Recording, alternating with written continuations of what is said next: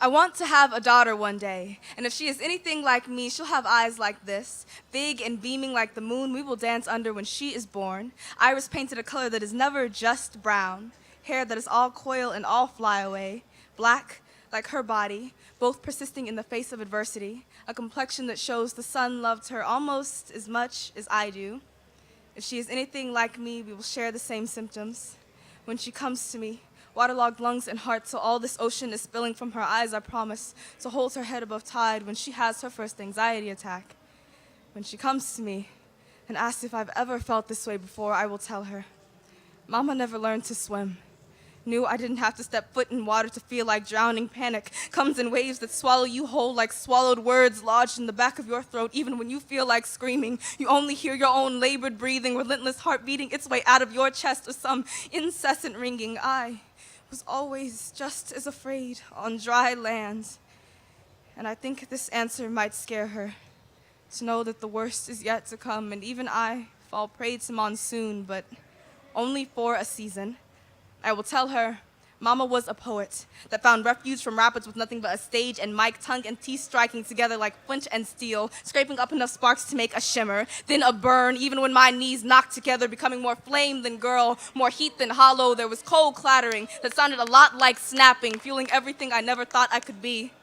I never thought I could be a poet, not when some nights I could barely breathe, when each attack was relentless, when I'd shed enough tears to drown in them. A voice can be a hard thing to find at the bottom of the ocean. But this is what it looks like to drag yourself back up, soaked through, belching salt and all onto the sand, a body growing cold as sunset dipped below the horizon. I had to keep myself warm, furnace chest a want, to singe my name onto every stage until they were ash in my wake. I will tell her that we were both born to be hellfire, looking at tectonic plates beneath the sea floor till the whole ocean is boiling and blowing to the wayside, steam in the wind. Our eyes painted a color that is never just brown. Have you ever seen brown eyes struck by the sun?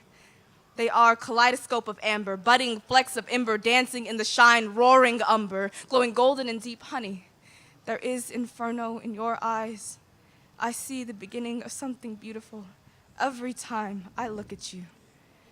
And I think this answer might empower her to know that the worst is yet to come, but I believe she is ready for far more. I want to have a daughter one day. She will be all curl, all bronze tongue, all whip crack, her name synonymous with strength. When I whisper it before placing a kiss on her forehead, anxiety will be the only thing in the room that is short of breath this time. There will be enough oxygen for breathing or screaming or poetry or whatever the hell she wants to do with her voice. Wildfire child, if you come to me and ask me if I've ever felt this way before, I will help you fight all 7 seas and still keep your flame thriving. Your syllables will start brush fires crackling with more gusto and brilliance than myself. Blaze firing high enough to pierce the clouds. The sun will marvel at the way you burn, and together we will set the world on fire.